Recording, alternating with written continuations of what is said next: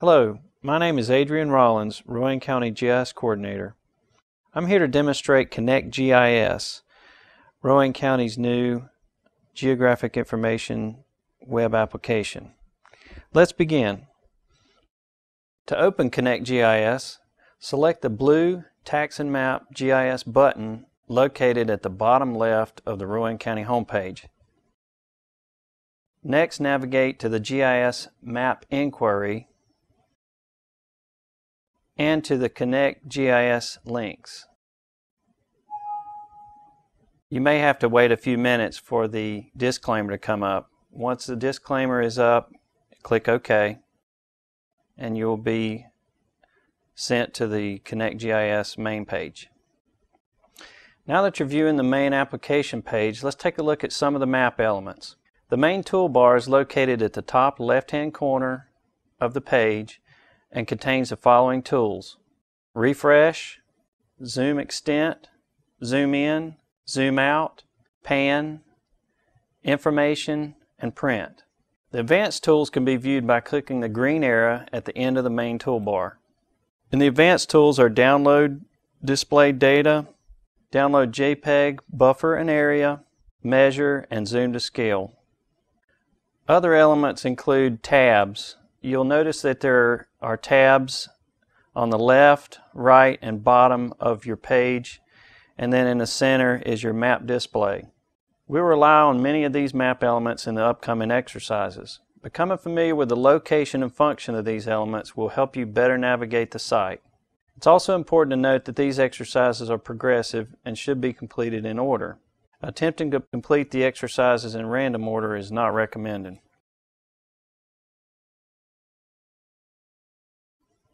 In our first exercise, we will locate a parcel and determine its assessed value. First, begin by typing a number, parcel number, in the gray box under Parcel ID in the Search tab.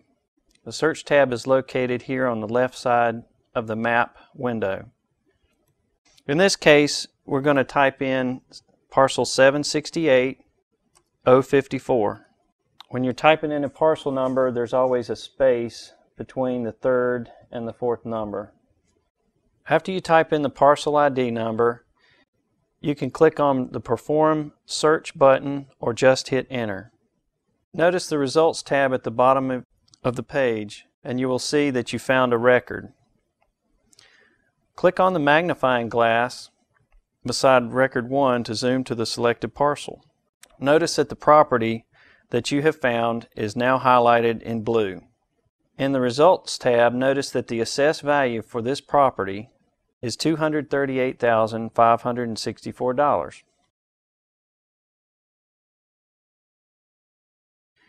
In Exercise 2, we'll discuss managing data layers.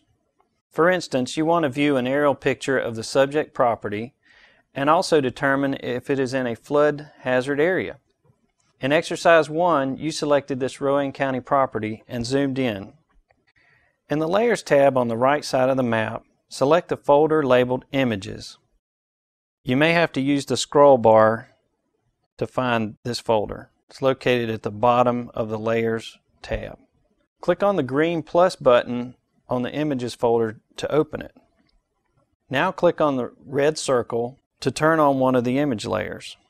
In this case, we'll just pick 2009 aerial imagery. Notice that the button turns green after you click on it, and that indicates that it's on.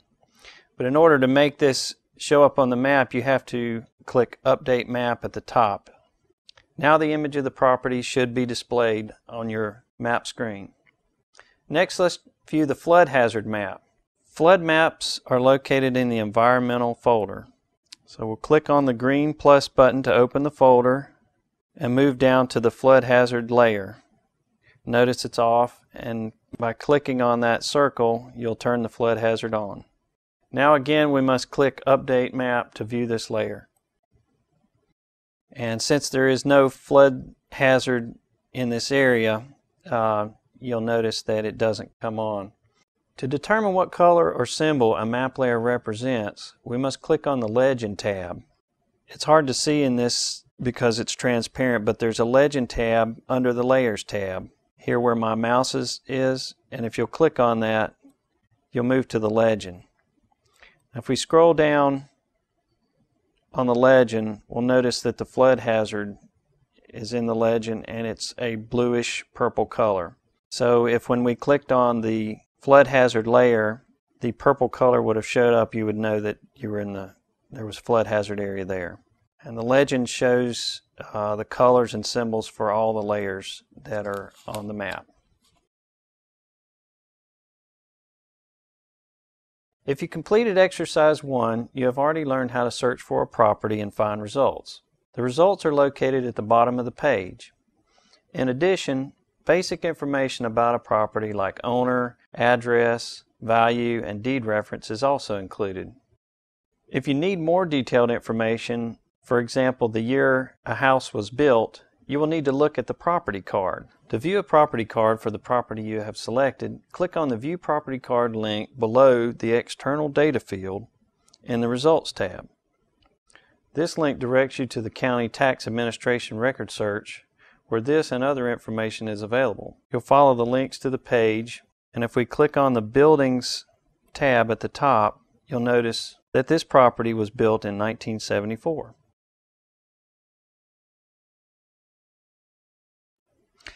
In our next exercise, we're going to use some of the advanced features that we talked about earlier.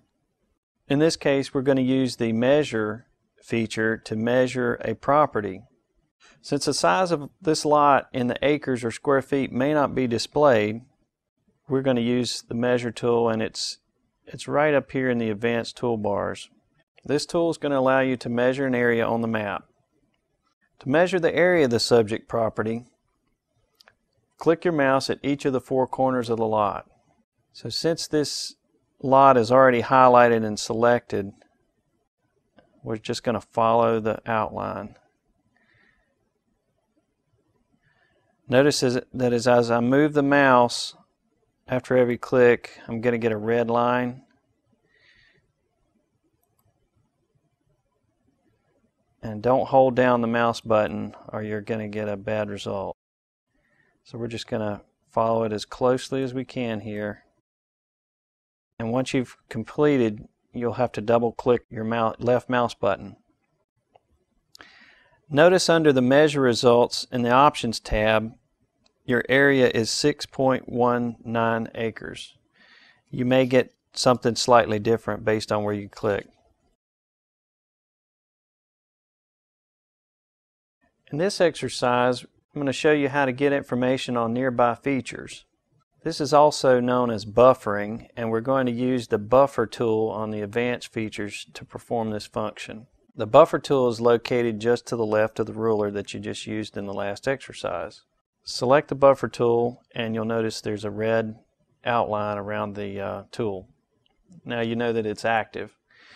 In the Options tab, notice the buffer selections on the left. Now we're going to select a buffer distance. In this case, we're going to use 100 feet. This will select properties within 100 feet of the subject property.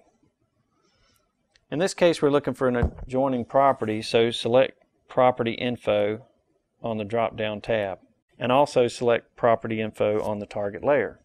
Now click anywhere on the map to perform the buffer function. Notice that the buffer selected 9 properties, including the subject.